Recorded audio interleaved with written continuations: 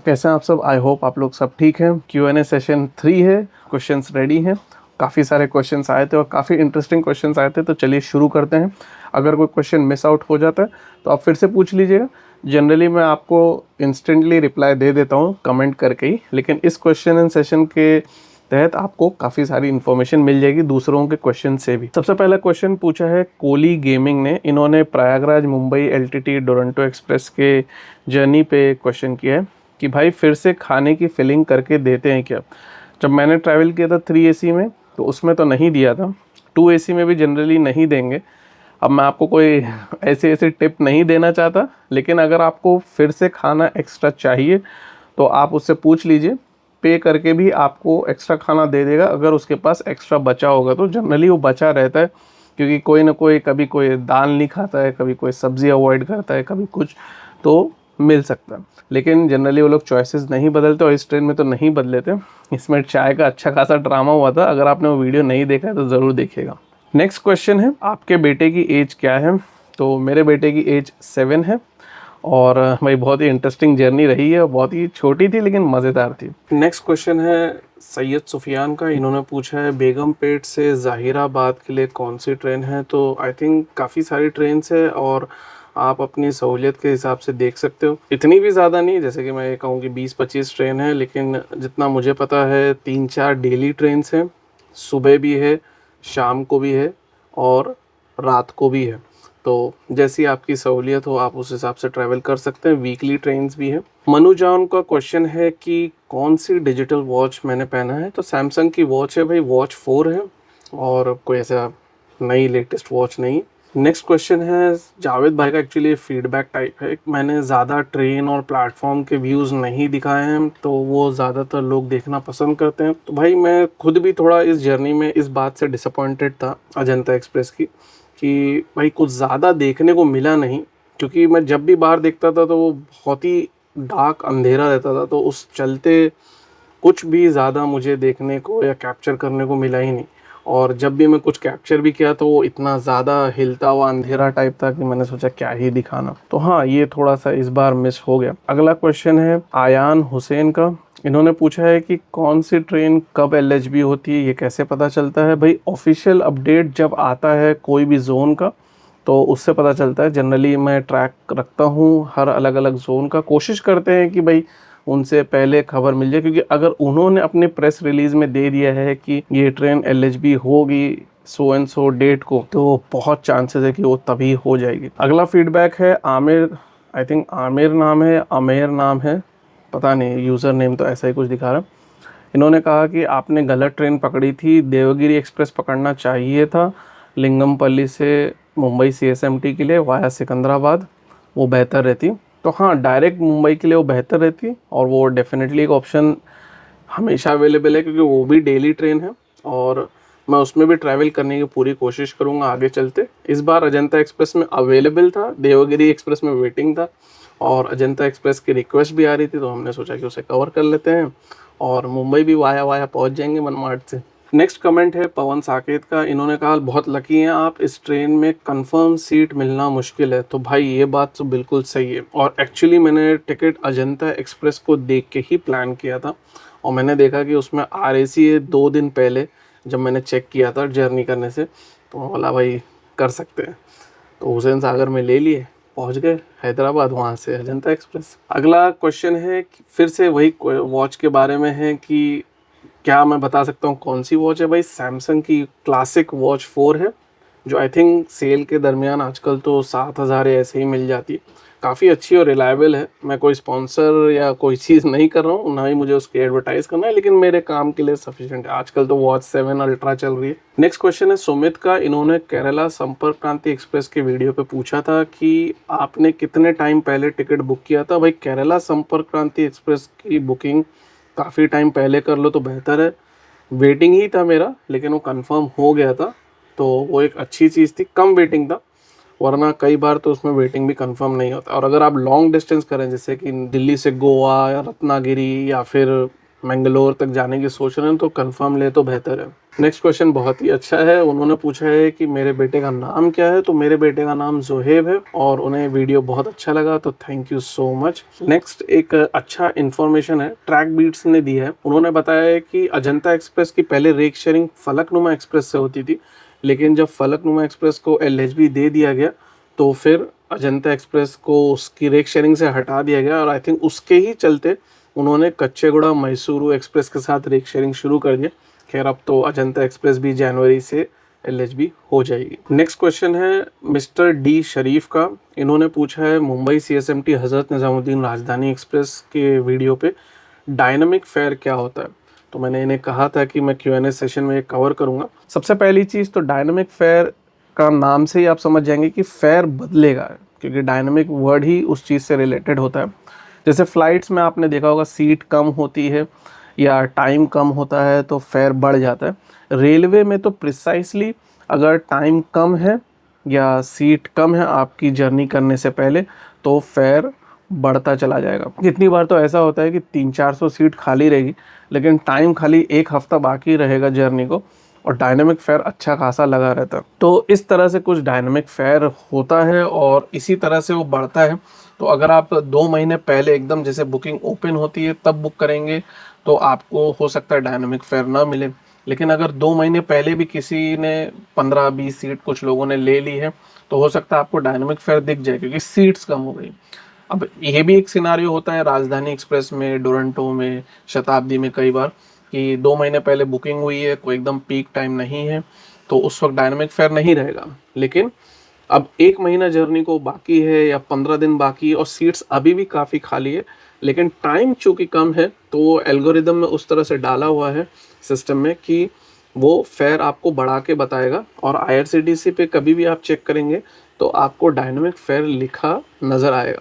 तो अगर उससे बचना है तो या तो उसमें ना बुक करें, मैं जनरली अवॉइड करता हूँ वो जर्नी ही करने को जिसमें डायनामिक फेयर रहता है। तो बेसिकली टाइम और सीट 2 चीज़ अगर कम हो गई तो डायनामिक फेयर आपको ज़रूर नज़र आएगा, और वो IRCTC पे क्लियरली मेंशन रहता है डायनामिक चार्जेस लिखा हुआ। नेक्स्ट क्वेश्चन है अब्दुल यासीन का। इन्होंने पूछा है कि अगर वो मुंबई से हैदराबाद जा रहे हैं तो बेस्ट ट्रेन कौन सी है और फास्ट ट्रेन कौन सी है, बेस्ट एंड फास्ट ट्रेन, और साथ ही साथ हैदराबाद में कहाँ रह सकते हैं। पहले तो आपको बता दूं बेस्ट और फास्ट ट्रेन तो देखा जाए तो डोरंटो एक्सप्रेस है, लेकिन अगर आप मुझसे पर्सनली पूछे तो जो ट्रेन 6 बजे के आसपास कल्याण से चलती है वो भी काफ़ी अच्छी है, वो सुबह 8 बजे उतार देती है। लेकिन ये डिपेंड करता है आपको किस वक्त ट्रैवल करना है। हैदराबाद एक्सप्रेस जो कि दोपहर में चलती है वो भी काफ़ी बढ़िया ट्रेन है, लेकिन वो काफ़ी अर्ली मॉर्निंग हैदराबाद छोड़ती है। तो आपको अगर हैदराबाद में फुल डे चाहिए तो फिर हैदराबाद एक्सप्रेस बहुत बढ़िया रहेगी, या कोई भी शाम को 6 बजे वाली ट्रेन जो रहती है 5:30-6 का टाइम रहता है, कल्याण पे एक स्लॉट है जहाँ पे पोरबंदर से, राजकोट से, सिकंदराबाद जाती है ट्रेन में, आप बुक कर सकते हैं, लेकिन उसकी डिमांड ज़्यादा रहती है तो उसमें शायद ना मिले। डोरंटो एक्सप्रेस डेली नहीं है लेकिन वो भी बढ़िया ट्रेन है, उसमें मैंने जर्नी भी किया है। उस ट्रेन का एक ही डिसएडवांटेज है कि भाई वो सुबह के 11 बजा देती है पहुँचते पहुँचते, और अगर कुछ हो गया तो आपका यूँ समझ लीजिए हाफ डे तो निकल ही गया। और हुसैन सागर एक्सप्रेस में मैंने ट्रैवल किया है, बढ़िया ट्रेन है। आपको पैसे बचाने हैं और आपको 9, साढ़े 9 बजे या 10 बजे आप CSMT पे पहुंच सकते हैं, तो आप हुसैन सागर एक्सप्रेस पकड़ लीजिए। डेली ट्रेन है, अगर टिकट उसमें अवेलेबल है तब तो बेस्ट है। हाँ, अगर आप स्लीपर में ट्रैवल करने का सोच रहे हैं तब फिर हुसैन सागर एक्सप्रेस और हैदराबाद एक्सप्रेस में मत ट्राई करिएगा, क्योंकि उसमें RAC भी कितनी बार क्लियर नहीं होता। कोचेस सिर्फ 2 ही है, 3AC 2AC में जनरली RAC क्लियर हो ही जाता है अनलेस वो पीक सीजन ना रहे। रहा सवाल हैदराबाद में कहाँ रहना चाहिए, तो मेरे समझ से आप कोई भी होटल लेंगे जहाँ से आपको आना जाना ईजियर रहेगा तो वो बेस्ट प्लेस रहेगी।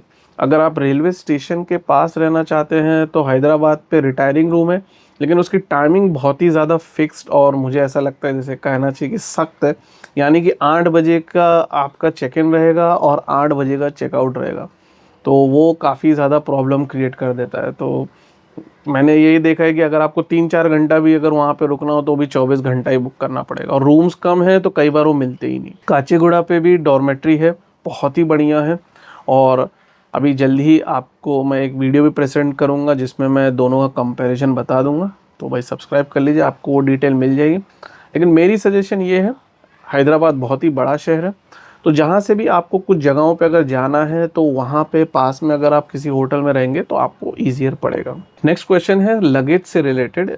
तेजिंदर सिंह ने पूछा है कि अगर हम सामान कोई ले जाना चाहते हैं जैसे कि स्पेयर पार्ट्स, आर्टिफिशियल ज्वेलरी या कोई भी ऐसी चीज़, तो कितना सामान ले जा सकते हैं।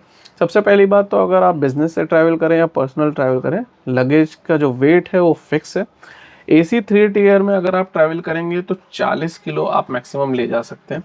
अगर आप AC 2 टियर में ट्रैवल करेंगे तो 100 किलो है और फर्स्ट AC में 150 किलो है। और अगर आप साइज़ पूछें कितनी होनी चाहिए लगेज के सामान की, तो 2AC और फर्स्ट AC में 100/60/25 सेंटीमीटर की रहती है और 3AC में 55/45/22.5 सेंटीमीटर रहती है।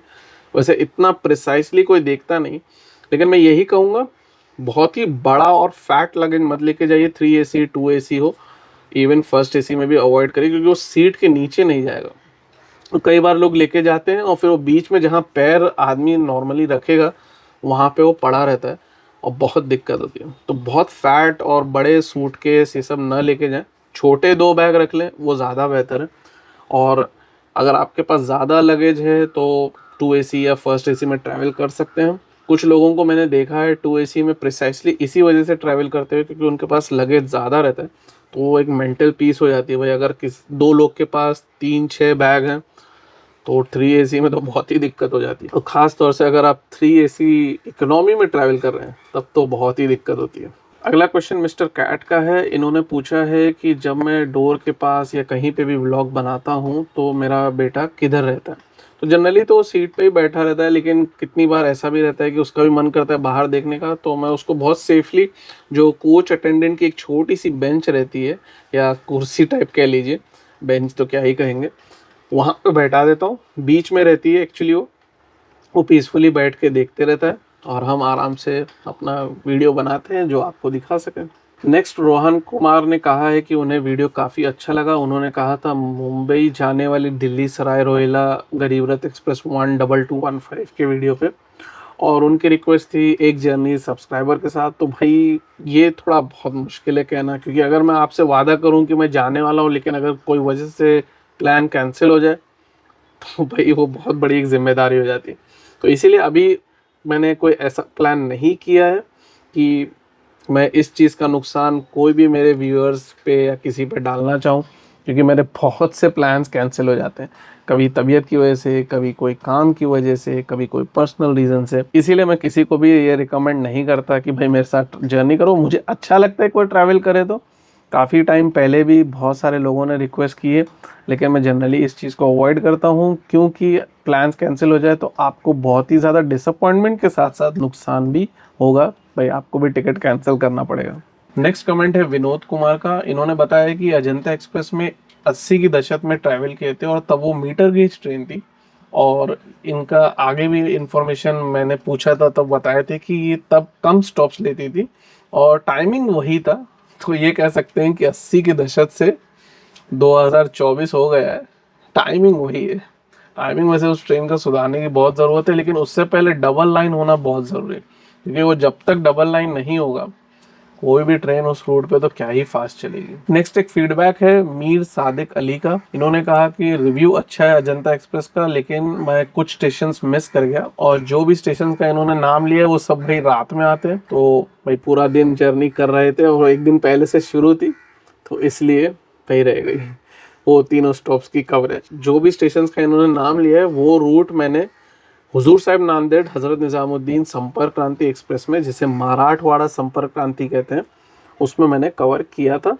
चाहिए तो आप वो वीडियो देख सकते हो ऑलरेडी चैनल में। उसमें बहुत ही फैंटास्टिक जो CR राजधानी उसका ओवरटेक था, ज़रूर चेकआउट करिएगा। नेक्स्ट क्वेश्चन है आदिल खत्री का। इनका भी नाम आदिल है मेरी तरफ। तो इनका क्वेश्चन है मुंबई CSMT हज़रत निज़ामुद्दीन राजधानी एक्सप्रेस पे कि मेरी कौन सी वॉच है। भाई सैमसंग की क्लासिक वॉच 4 है। ये क्वेश्चन बहुत आया था अब की बार, आई थिंक 3 की 4 बार आ चुका है। नेक्स्ट निशित त्रिवेदी ने कहा है कि उन्हें बहुत अच्छा लगा मुझे हिंदी में बात करते हुए, और ये मेरा इंग्लिश का चैनल देखते हैं। एक्चुअली मेरे पास 3 चैनल है, तो अगर आपको आगे कभी कोई सेम जर्नी आपको इंग्लिश में देखने को मिले तो कंफ्यूज मत होइएगा। तो मेरे 3 चैनल ये है, एक जो यही चैनल है ADL द मुसाफिर, दूसरा है चीयर्स टू जर्नी जिस पे इंग्लिश में आता है, वीडियोस सब जर्नीज़ के, और एक है एजेड ट्रैवल वर्ल्ड जिसमें प्योरली ट्रेन कंटेंट है। अब अगर आप ये सोच रहे हैं कि इंग्लिश में क्यों चैनल बनाया है भाई, तो मेरी यही ख्वाहिश है कि कोई बाहर के लोग भी देखें तो उन्हें ट्रांसलेशन या सबटाइटल के बजाय एक अच्छा नेचुरल इंग्लिश स्पीकिंग कंटेंट भी ट्रेन जर्नीज का देखने को मिले। तो पिछले Q&A सेशन में हैदराबादी बोलते करके एक आईडी है किसी हमारे व्यूअर की, उन्होंने कहा था कि मैंने उनका कमेंट नहीं लिया है, क्वेश्चन नहीं लिया है। तो उससे पिछले वीक में उन्होंने एक कमेंट किया था कि भाई जी वो CSMT नहीं, शायद CSTM छत्रपति शिवाजी टर्मिनस मुंबई होगा। मुझे लगा है कि ये पूछ नहीं रहे हैं, ये बता रहे हैं। तो भाई क्वेश्चन मार्क डाल दीजिए अगर आपको क्वेश्चन पूछना है तो ऐसे क्वेश्चंस में थोड़ा इजियर हो जाता है। जबकि मैंने कमेंट का रिप्लाई किया था, वो CSMT ही है, पहले CSTM था, अब वो CSMT ही है। छत्रपति शिवाजी महाराज टर्मिनस ही कहा जाता है। अगर आप मुंबई में आएंगे, सेंट्रल रेलवे साइड पे जाएंगे तो आपको वही अनाउंसमेंट सुनने को मिलेगा। नेक्स्ट एक सजेशन दिया है ऋत्विक ने, इन्होंने कहा है कि जो इन्फॉर्मेशन ट्रेन के बारे में देता हूँ मैं वो डायरेक्टली बोल दिया करूँ शायद, और वो लिखा ना करूँ स्क्रीन पे। तो स्क्रीन पे मैं इसलिए लिखता हूँ कि आप पीसफुली स्टेशन का डिपार्चर, अराइवल या जो भी सीन्स दिखा रहा हूँ उसके चलते आपको पढ़ते पढ़ते भी पता चल जाए। वैसे वॉइस ओवर पे काम जारी है, तो आगे चल के होपफुली इस चीज़ का भी चेंज आ जाएगा, आपको सुनने को भी मिल जाएगा जो भी इंफॉर्मेशन देना रहेगा। मेगा पुरुषोत्तम ने राजधानी एक्सप्रेस के वीडियो पे पूछा है कि क्या ये ट्रेन क्लीन है। तो भाई ट्रेन की सफाई अच्छी है और ऑनबोर्ड हाउसिंग साफ मेंटेन करके रखता है, तो उसमें तो कोई ऐसी दिक्कत नहीं है। एहसान अंसारी भाई का कई बार से रिक्वेस्ट आ रही थी कि पवन एक्सप्रेस में जर्नी कर लो, और एक्चुअली इन्होंने कहा कि थोड़ी एफर्ट करके आप देखो जर्नी हो जाएगी। इन्होंने मुंबई CSMT हज़रत निज़ामुद्दीन राजधानी एक्सप्रेस पे कमेंट किया था। तो पवन एक्सप्रेस का सबसे पहली दिक्कत तो ये है कि भाई उसमें वेटिंग बहुत ज़्यादा रहता है। तो मैंने जब इन्होंने कहा तब से आज तक चेक कर रहा हूँ, अभी भी वेटिंग लिया हुआ है। अब वो होगा कंफर्म तो चले जाएंगे, नहीं होगा तो नहीं जा पाएंगे। मैंने इनसे पूछा था कि भाई कोई और एफर्ट का तरीका हो तो बताएं, तो इनको ऐसा लगता है कि शायद मैं कुछ गलत ले लिया। नहीं, कोई गलत मीनिंग नहीं है, बहुत लोगों को बहुत तरीके पता है टिकट लेने के। मैं आपको सीरियसली बता रहा हूँ, पवन एक्सप्रेस क्या कोई भी एक्सप्रेस हो, कोई भी टाइम हो, कंफर्म सीट मिलती है। बस वो तरीके का वो लोग चार्ज लेते हैं। और अगर आप सोच रहे हैं वो एजेंट है, तो सिर्फ एजेंट नहीं, बहुत से लोगों के पास बहुत से तरीके होते हैं। तो अगर आपके पास भी कोई सीक्रेट तरीका हो तो ज़रूर शेयर करिए। और बहुत से ऐसे कोटा होते हैं जिसके तहत लोग टिकट बुक करवा लेते हैं। तो इस बात का कोई मैंने बुरा नहीं माना है। और उस ट्रेन में तो मुझे जर्नी करनी है, क्योंकि वो लंबी दूरी की ट्रेन है, इकलौती ट्रेन है जो मुंबई से जयनगर बिहार तक जाती है। तो भाई अब वो बात है कि कब कंफर्म सीट मिलती है तो ट्रैवल करें, क्योंकि इतनी लंबी दूरी की ट्रेन में अगर वेटिंग या RAC से ट्रैवल करें कोई सेंस बनता नहीं। ऑलरेडी उसमें बहुत रश रहता है। और कोई भी बात का मैं बुरा नहीं मानता अनलेस कोई गाली ना दे, और अगर कोई गाली देगा तो मैं सीधा डिलीट ही कर देता हूँ। तो आप बेफिक्र होकर अपना सजेशन, फीडबैक, क्वेश्चंस ज़रूर दीजिए। एल्ड्रन भाई का क्वेश्चन है कि फैमिली के साथ मुंबई से कोलकाता जाने के लिए बेस्ट ट्रेन कौन सी है। पर्सनली स्पीकिंग ज्ञानेश्वरी एक्सप्रेस ज़बरदस्त है भाई, स्टॉप्स कम है, और वो अगर थोड़ा लेट भी होती है तो भी ऐसा नहीं होता कि आप 10-12 बजे ऐसे हावड़ा पहुँचेंगे। 2 रात का सफ़र होता है उसमें, लेकिन स्टॉप्स कम है, वैल्यू फॉर मनी ट्रेन है। मैंने उसमें जर्नी किया है और मुझे तो बहुत ही इंटरेस्टिंग और अच्छी जर्नी लगी थी। हावड़ा मेल भी अच्छा ऑप्शन है जो वाया नागपुर है, वो सुबह पहुंचती है स्केड्यूल टाइम के हिसाब से, लेकिन जब मैंने जर्नी किया था तो वही वो थोड़ा सा लेट हो गई थी। तो अगर आपका 10-11 बजे कुछ काम हो, कोई ऐसी चीज़ हो तो आप परेशान हो सकते हैं। डोरंटो एक्सप्रेस अच्छी है, लेकिन वो पहले काफ़ी अच्छी थी, पहले मैंने जर्नी भी किया था, आज से आई थिंक 7-8 साल पहले, या याद भी नहीं कब किया था, लेकिन मैंने एक बार फुल जर्नी किया था, तब पंक्चुअलिटी बढ़िया थी। लेकिन अब उस ट्रेन की कोई हिसाब किताब ही नहीं रह गया भाई, कुछ भी चलती है, कुछ भी मुंबई CSMT से छूटती है। तो ज्ञानेश्वरी एक्सप्रेस या समरसत्ता एक्सप्रेस भी है जो सेमी स्लॉट पे चलती है, लेकिन वो थोड़ा लंबा घूम के आती है तो फेयर बढ़ जाता है, उसके थोड़े से स्टॉप्स भी ज़्यादा है। रेल न्यूज़ एक्सप्रेस ने कहा है कि LTT सिकंदराबाद डोरंटो एक्सप्रेस को कलाबुर्गी पे स्टॉप होना चाहिए, ऑक्यूपेंसी बढ़ जाएगी। तो हाँ, कलाबुर्गी काफ़ी इंपॉर्टेंट और बड़ा शहर है, नॉर्थ कर्नाटका का शायद सबसे बड़ा शहर है। मेरे समझ से सबसे ज़्यादा उस ट्रेन को अगर ज़रूरत है तो टाइम टेबल चेंज की, उसे एकदम नागपुर डोरंटो के स्लॉट पे छोड़ने की ज़रूरत है। नागपुर डोरंटो मुंबई CSMT से चलती है, सेम टाइम पे इसे भी एलटीटी से छूटना चाहिए। ये जाएगी हैदराबाद की तरफ और पहुंचेगी 7:30 8 मैक्सिमम 8:30 तक, वैसे ही जैसे नागपुर टोरंटो पहुंचती है। और अगर ये टाइम हो जाता है तो ना ही सिर्फ मुंबई वालों को, लेकिन मुंबई और पुणे दोनों के शहर के जो ट्रैवलर्स हैं हैदराबाद की तरफ, उनको बहुत ही अच्छा बेनिफिट हो जाएगा। निखिल ने पूछा है कि ये कैसे पता चलता है कौन सी ट्रेन ओवरटेक करने वाली है, कौन सी क्रॉस कर रही है। सबसे इम्पोर्टेंट है कि रनिंग स्टेटस चेक करना, और चूँकि बड़े स्टेशंस आपको रूट पे मिलेंगे ही, तो वहाँ पे कौन सी ट्रेन अराइव होती है, कौन सी नहीं होती है, वो आप चेक कर लीजिए। वो कहाँ पे कैसे रन करिए, उसे आप ट्रैक करिए। साथ ही साथ मैं एक चीज़ भी ये करता हूँ कि ट्रेन का जो कोच कॉम्पोजिशन है उसका भी ध्यान रखने की कोशिश करता हूँ। तो वो भी अगर आपको पता रहे तो फिर आप उसके भी चलते ये चेकआउट कर सकते हैं। नेक्स्ट रिक्वेस्ट है कि मुंबई एलटीटी से गोरखपुर की किसी 2 ट्रेन में वीडियो बनाएं। मन बहुत है लेकिन टिकट नहीं मिल पा रहा, और साथ ही साथ टाइमिंग नहीं सेट हो पा रही, क्योंकि मुंबई से अगर आप गोरखपुर जाते हैं तो उसके लिए भी काफ़ी अच्छा ड्यूरेशन चाहिए। 2 रात 1 दिन का तो मिनिमम जर्नी है, और फिर वहाँ से अगर रिटर्न आना है तो भी आपको उसी अकॉर्डिंग ट्रेन लेनी पड़ेगी। कुछ गैप भी रखना पड़ेगा बफर, क्योंकि भाई ट्रेन की पंक्चुअलिटी का कोई भरोसा नहीं रहता, खास तौर से ठंडियों में। वो ऑलमोस्ट ऐसा हो जाता है कि भाई यूँ समझिए 4 दिन तो कहीं नहीं गया, 5वां दिन भी एक एक्स्ट्रा स्पेयर रखना ही पड़ता है। तो उतना लंबा थोड़ा सा टाइम मिल नहीं पा रहा है, वरना उसमें भी जर्नी ज़रूर करेंगे। शेख इमरान भाई का क्वेश्चन है कि भाई आप अंधेरी में कहाँ रहते हैं। वो जोगेश्वरी में रहते हैं, तो भाई अंधेरी में ईस्ट में रहते हैं। आप पूरा एड्रेस मत पूछिए, कुछ ज़्यादा ही पर्सनल नहीं है वो बात, लेकिन वो सब इन्फॉर्मेशन सेंसिटिव रहती है। मैं आपको भी यही सजेस्ट करूँगा, इतना फ्रीली आपका mobile number, address in detail कभी किसी को ना बताएं। आज के ज़माने में तो कितने ही फ्रॉड होते हैं। अगला क्वेश्चन है इंजीनियर ऑन व्हील्स का हावड़ा पटना वंदे भारत एक्सप्रेस के वीडियो पे इन्होंने पूछा है कि फूड फ्री है। कोई भी चीज़ फ्री नहीं है भाई। स्टेशन की एंट्री तक के लिए आपको प्लेटफॉर्म टिकट लेना पड़ता है, ये तो खाना है।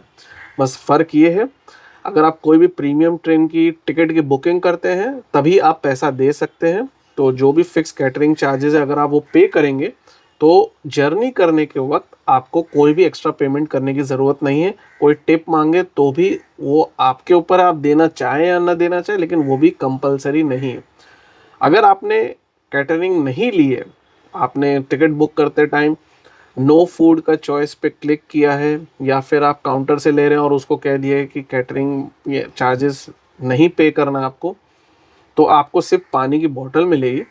और अगर आप कोई भी खान पान स्पेसिफिकली लेते हैं, जैसे कि आप सिर्फ नाश्ता लेते हैं, सिर्फ रात का खाना लेते हैं, तो आपको वो खाने का पेमेंट करना पड़ेगा। Plus I think Vande Bharat express में और कुछ ट्रेन में 50 रुपीज़ या कुछ ऐसे ही चार्जेस है, वो एक्स्ट्रा भी देना पड़ता है।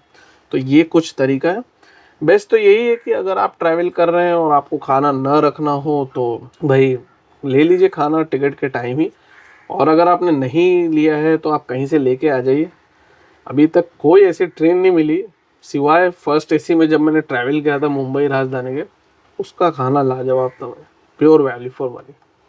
वो वीडियो आप चेकआउट कर सकते हैं। वैसे खाने का कभी भी मैं कोई भी कंजम्पशन करता हूँ तो उसका रिव्यू देता हूँ, तो आपको पता ही चल जाएगा खाना कैसा है। नेक्स्ट क्वेश्चन है निखिल का। उन्होंने पूछा है कि सीआर राजधानी को पहले भुसावल पे स्टॉप नहीं था और अब उसे भुसावल पे स्टॉप दे दिया गया है, तो क्या ये स्टॉप सही है कि नहीं। क्योंकि पहले सीआर राजधानी की एक खासियत थी कि भाई वो इकलौती ट्रेन थी जो भुसावल स्किप करती थी। सबसे पहली चीज़ तो मैं आपको ये थोड़ा सा हिंट दे दूं कि भाई उसको स्टॉप मिला ही कैसे। तो उसकी शायद 2 इम्पॉर्टेंट वजह है। भुसावल डिवीज़न है, तो चूंकि भुसावल डिवीज़न है तो बहुत ही इम्पॉर्टेंट हो जाता है कि वहाँ पे ट्रेन्स रुकना, लोको पायलट का चेंज होना, बहुत से और भी फैक्टर्स हैं, और बहुत से ऑफिशियल्स भी वहाँ से ट्रैवल करते हैं। दूसरी खास बात मुझे लगती है कि पॉलिटिकल रीज़न से भी हो सकता है, क्योंकि आसपास के जो जगहें हैं जैसे कि बुरहानपुर, खंडवा, अकोला, अमरावती, यहाँ से दिल्ली के लिए ज़्यादा ट्रेन्स के ऑप्शन नहीं है, और फास्ट ट्रेन्स के तो काफ़ी कम हो जाते हैं। तो अब लोग पहले अगर राजधानी बोर्ड करना रहता था तो उनको जलगांव तक आना पड़ता था, और उससे बहुत ज़्यादा एक्स्ट्रा रनिंग बढ़ जाती थी। क्योंकि कोई भी ट्रेन अगर आप वहाँ से पकड़ेंगे तो वो भुसावल तक आएगी, फिर भुसावल से जलगांव तक आएगी। तो आप यूँ समझ लीजिए कि अगर किसी को अमरावती से पुराने टाइम में राजधानी पकड़ना हो तो उसको तो दोपहर में ही निकलना पड़ेगा। क्योंकि फिर तो उसको जलगांव पहुँचते पहुँचते ही टाइम हो जाएगा। तो ये एक थोड़ा दिक्कत पहले थी। अब चूँकि भुसावल स्टॉप हो गया तो वहाँ के आसपास के लोगों के लिए भी काफ़ी अच्छा ऑप्शन हो जाता है। और सबसे बेस्ट पार्ट ये है कि कोई रनिंग टाइम इसकी बढ़ाई नहीं गई है। तो एक इम्पॉर्टेंट स्टेशन को स्टॉप दिया गया जो डिवीज़न भी है और जिसके आसपास काफ़ी इम्पोर्टेंट शहर भी हैं, तो रनिंग टाइम भी नहीं बढ़ा है। ठीक है, फेयर इनफ। अब वो यूनिकनेस चली गई है, लेकिन अब लोगों को भी एक अच्छी सहूलियत मिल गई है। हाँ, बस यही मैं चाहता हूँ कि आगे और ना स्टॉप बढ़ाते चले जाए कि भाई अब भुसावल हो गए, अब इटारसी भी कर देते हैं, फिर उसके बाद कुछ और भी कर देते हैं। ये जो एक रेलवे का चलन है ना, ये बहुत डेंजरस है। नेक्स्ट क्वेश्चन है हुसैन पूनावाला का। इनका भी वही क्वेश्चन है जो पहले मैंने आंसर किया था कि भाई ट्रेन का नाम और उसकी इंफॉर्मेशन इतनी हाई स्पीड पे कैसे पता चलती है। तो भाई ट्रैक करना पड़ता है, कई बार मिस भी हो जाती है, लेकिन कोशिश यही रहती है कि दिन में सब आपको बता सके। और आई होप वो जो एक्सप्लेनेशन था पहले आपको क्लियरली समझ में आ गया। वन एंड ओनली वॉरियर, बड़ा इंटरेस्टिंग नेम है। इन्होंने 2 क्वेश्चन पूछा है। इन्होंने पूछा है कि वीडियो आप सीट पे से ही बनाते हैं या डोर पे से बनाते हैं। पहला क्वेश्चन ये है। और दूसरा क्वेश्चन मुंबई में कहाँ रहते हैं। तो मुंबई में तो अंधेरी में रहते हैं। वीडियो बनाने का प्रेफरेंस यही रहता है कि क्लियर आपको दिखा सकें, क्योंकि नॉर्मली हम जब ट्रैवल करते हैं तो आप देखेंगे अगर आप एसी में बैठे हैं तो दिखता है अच्छे से, मैं ना नहीं बोलता, लेकिन वो क्लैरिटी से नहीं दिखता है। और ख़ास तौर से मैं वो चीज़ दिखाने की कोशिश करता हूँ जैसे कि ट्रेन की क्रॉसिंग सीन्स और कोई भी ऐसी इंफॉर्मेशन, तो जितना क्लियर हो सके वो दिखाने की कोशिश करते हैं। कभी कभार सीट पे से दिखा देते हैं, कोशिश करते हैं ज़्यादातर कि दरवाजे के पास से ही दिखाएं ताकि क्लियर पिक्चर आपको दिख सके। नेक्स्ट क्वेश्चन है अनमोल का। इन्होंने बहुत ही अच्छा एक लॉजिकल क्वेश्चन पूछा है कि भैया आरएसी टिकट मिलने पे क्या प्राइस हाफ नहीं होना चाहिए। अगर आरएसी फुल प्राइस है जो हो हम पे करते हैं और तत्काल हम 200 रुपये ही ज़्यादा देते हैं और फुल सीट मिलती है, तो आरएसी में तो हाफ ही मिलती है, तो हाफ हो जानी चाहिए। इस पे मेरा नज़रिया क्या है, ये एक एक्चुअली डिबेटेबल चीज़ हो जाती है। और इसका एक्चुअल सॉल्यूशन तो ये है कि थोड़ा तो रिफंड एक्चुअली मिलना चाहिए, क्योंकि आपको फुल सीट नहीं मिल रही। लेकिन यहाँ पे रेलवे ने एक दूसरा ऑप्शन दे दिया। दूसरा ऑप्शन ये है जिसके चलते वो लोग रिफंड नहीं देते हैं, वो आपको अभी समझ में आ जाएगा। रेलवे ये ऑप्शन देता है कि अगर आपकी सीट चार्ट प्रिपेयर के बाद आरएसी रह जाती है तो आप कैंसिल कर दीजिए, आपको पैसा मिल जाएगा। सिर्फ क्लर्क चार्ज यानी कि 60-65 रुपीज़ वही आपका कटेगा। जो फुल पेइंग फेयर है, जैसे कि वो तो चार्ट प्रिपेयर के बाद मिलता ही नहीं है, वो प्रॉब्लम आपको आरएसी में नहीं होगी। अब इसमें प्रॉब्लम ये हो जाती है रेलवे के साथ कि अगर वो आपको रिफंड दे और साथ ही साथ कोई ना आए तो आप तो फुल सीट पे चले जाएंगे, आपको रिफंड भी मिलेगा। तो वो एक बहुत ट्रिकी सिचुएशन हो जाती है। अब इसमें एक और एक क्वेश्चन ये भी उड़ जाता है कि भाई टीटी रिफंड करे, तो ये तो बहुत ही बड़ा एक कॉम्प्लेक्स सिनारियो हो जाएगा। भाई टीटी अगर रिफंड करेगा तो टीटी किसको रिफंड करेगा, कैसे रिफंड करेगा, उसको पैसे दिए जाएंगे, ये कैसे पता रहेगा जो आरएसी अलॉटेड चार्ट प्रिपेयर के बाद है वो बंदा आएगा कि नहीं आएगा। अब आप ये भी कह सकते हैं कि वो इंस्टेंटली कोई मैकेनिज्म से करे, मशीन दे दी जाए यूपीआई से, बहुत कॉम्प्लेक्स हो जाएगा। इतना बड़ा इंडियन रेलवेज का नेटवर्क है, वो चीज़ पॉसिबल नहीं है। तो हाफ प्राइस तो रेलवे नहीं करेगी, क्योंकि उनका तो एक ही मोटिव है जितने हो सके ज़्यादा लोग चले जाएं, और उनके पास रिफ़ंड देने का कोई प्रॉपर सिस्टमेटिक मेथड नहीं है। तो मुझे नहीं लगता हाफ प्राइस कभी आगे होगा, और न ही कभी कोई मिनिस्ट्री ये करने वाली है, क्योंकि उन्हें तो रेवेन्यू का बेनिफिट है। उन्होंने एक बस आपको ऑप्शन दे दिया है कि आप कैंसिल कर लीजिए। अब ये आप ज़रूर कह सकते हैं कि कैंसिल का ऑप्शन बंद कर दें, तो फिर ये होगा कि ट्रेन में आप जा रहे हैं, आप कैंसिल नहीं किए हैं, आप 2 लोग हैं आरएसी पे, अब टीटी लेकिन आपको एक फुल बर्थ नहीं अलॉट कर सकता। और आप ये जानते हैं कि जब भी हम ट्रेन में जाते हैं कई बार कोई नहीं आया रहता है तो टीटी वो दूसरी सीट अलॉट कर देता है। अब वो इसलिए आपको अलॉट नहीं कर पाएगा क्योंकि आपने तो हाफ प्राइस लिया, तो आपको फुल सीट कैसे देगा। तो वो फुल सीट मिलेगी किसे, करंट अवेलेबिलिटी में या वेटिंग वालों को। तो ये जो ओवरऑल स्ट्रक्चर है ये बहुत ही कॉम्प्लेक्स हो जाता है। इसी के चलते आज तक आरएसी कभी भी हाफ प्राइस नहीं हुई है, और मुझे नहीं लगता कोई कर पाएगा अनलेस कोई एक ऐसा सिस्टमेटिक मैकेनिज्म बन जाए जिससे कि रिफंड दे दिया जाए, या फिर आपको एक ऐसा ऑप्शन दिया जाए कि आप अगर टिकट वेटिंग या आरएसी बुक करें, आप हाफ प्राइस पे करेंगे, ऑन बोर्ड जब आप जाएंगे अगर आपकी वो सीट फुल है तब आप टीटी को फुल प्राइस देंगे। अब उसमें एक और एक क्वेश्चन भी आ जाता है जो कि काफ़ी लोग करते हैं, सीट खाली है, टीटी को पूछा ही नहीं, सो गया आराम से, पैसा तो आधा ही दिया। अब ये भी तो एक इनजस्टिस हो गया। अब आप कहेंगे कोई आया तो उठा देगा, गलत हो गया यहाँ पे। गलत इस सेंस में हो गया, मान लीजिए मुंबई से दिल्ली जाना है, एग्जाम्पल दे रहा हूँ आपको, किसी की बुकिंग वडोदरा पे है। मुंबई से वडोदरा अच्छा खासा डिस्टेंस है, लेकिन जो मुंबई से दिल्ली जा रहा है वो आरएसी पे जा रहा है। अब मुंबई से वडोदरा उसकी नाइट जर्नी पड़ रही है, वो तो आराम से सो गया। अब सुबह वडोदरा आया, हाँ बैठो बैठो, हाफ प्राइस में भी जा रहा है, आराम से सोया भी है। लॉस किसका हो रहा है, इनजस्टिस किसको हो रहा है? इनजस्टिस तो उन सभी फुल पेइंग पैसेंजर को ही हो रहा है। तो इसलिए ये चीज़ का मुझे अगर पर्सनली पूछे तो एक ही सॉल्यूशन है, आरएसी बंद कर दो। वेटिंग में तो कंफर्म बीच का मामला ही नहीं, बवाल ही खत्म। पहली चीज़ तो सबसे बड़ा मसला आपको बताता हूँ आरएसी का क्या है। आरएसी का सबसे बड़ा प्रॉब्लम है, दो लोग उस सीट पे जा रहे हैं, दो लोगों का सामान एक ही इंसान की जो सीट की जगह है उस पर रखना है। सबसे बड़ा आर्गुमेंट इसी चीज़ पे चलता है को पैसेंजर्स के बीच में, भाई आप तो आरएसी हो, आप हटाओ अपना सामान, हम कहाँ रखेंगे?